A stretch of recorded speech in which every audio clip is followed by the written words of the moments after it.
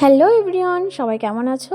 আশা করছি সবাই খুব ভালো আছো, আর আমিও কিন্তু বেশ ভালো আছি। তোমাদের সামনে আবারও চলে এলাম নতুন একটি ব্লগ নিয়ে। প্রথম থেকে শেষ পর্যন্ত দেখো, আশা করছি সবার খুব ভালো লাগবে। তো আমি কিন্তু সবেমাত্র ঘুম থেকে উঠলাম, আর এখন ঘড়িতে কিন্তু 7টার মতন বাজে। তো এখন আমি রুম থেকে বেরোবো। তো দেখো, আমি ঘুম থেকে ওঠার 5 থেকে 10 মিনিট পরেই কিন্তু দেখো গুনগুনও ঘুম থেকে উঠে পড়েছে। মানে আমি বিছানা ছাড়ার পরেই কিন্তু ওও ঘুম থেকে উঠে যায়।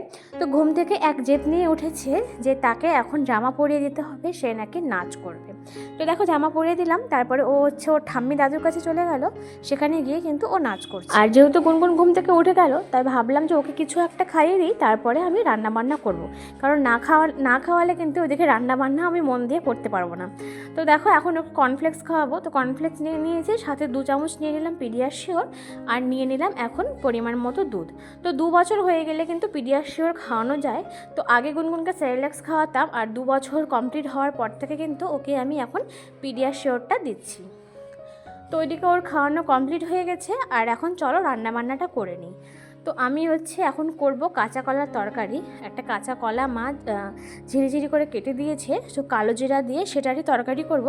তো কাঁচা কলা তরকারি করার কারণ হচ্ছে মায়ের কিছুদিন ধরে পেটের সমস্যা হচ্ছে। মায়ের এমনিতেই আগে থেকে একটু পেটের সমস্যা, ফ্যাটি লিভারের, তবে বেশ কিছুদিন থেকে সেটা আরও বেড়ে গেছে।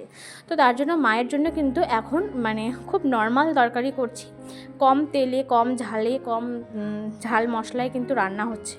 তো মায়ের জন্য কিন্তু আলাদা করে তরকারি হচ্ছে। তো মায়ের জন্য তরকারি করে নিয়েছি, আর এখন একটা মিক্স সবজি করব। সব সবজি দিয়ে, ডাঁটা, ফুলকপি, লাউ, বেগুন, আলু সব দিয়ে একটা মিশানো সবজি করব। আর আমাদের মেয়েদের জীবন বলতে, যারা আমরা বাড়ির বউ আছি, একই রকম কিন্তু প্রায় কেটে যায়। সকালে ওঠো, ঘুম থেকে ওঠো, রান্নাঘরে ঢোকো, রান্না বান্না, পূজা, এই সমস্ত কিন্তু আমাদের কাজ কিন্তু প্রায় অনেকটাই একই, কাজের কোনো পরিবর্তন নেই। একই রকমভাবে কিন্তু আমাদেরকে কাজ করে যেতে হয়।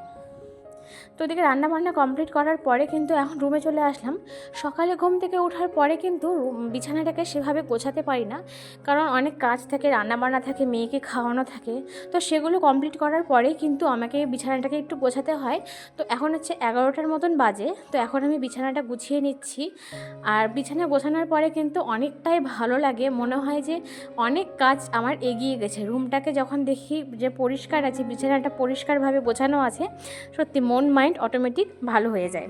তো বিছানাটাকে গুছিয়ে নিলাম। তো এখন দেখো, কাপড় মেলে দেওয়ার জন্য চলে এসেছি ছাদে। সকালে কিন্তু কাজের বউ অনেক কাপড় ধুয়ে দিয়েছে, মেলেও দিয়েছে। তার বাদেও কিন্তু আরও কিছু কাপড় ছিল যেগুলো মা ধুয়ে দিয়েছে। একটু ভালো ভালো যেগুলো কাপড়, সেগুলো মা ধুয়ে দিয়েছে। তো সেগুলো মা ধুয়ে দিয়ে কিন্তু ঠাকুর ঘরে চলে গেছে, আমাকে বললো যে আমি ধুয়ে দিচ্ছি, তুমি তাহলে এগুলো মেলে দিও।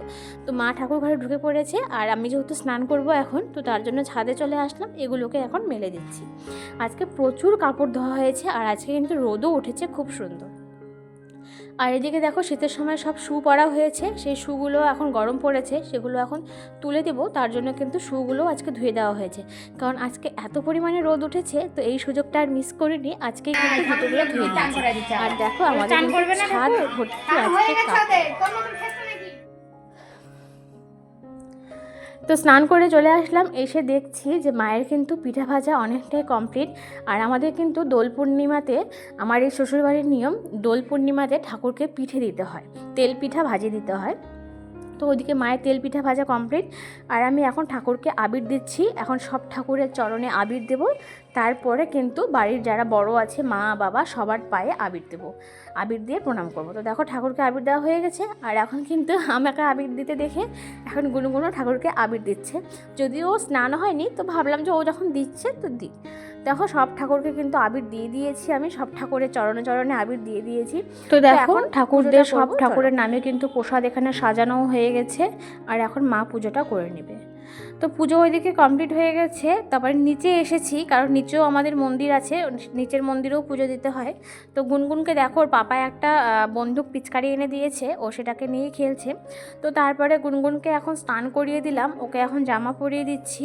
তো আজকে যাওয়ার কথা আছে, ওর পিপি বাড়িতে যাওয়ার কথা আছে, জানি না যেতে পারবো কি না, পরে বিকেলের দিকে যাওয়ার কথা আছে।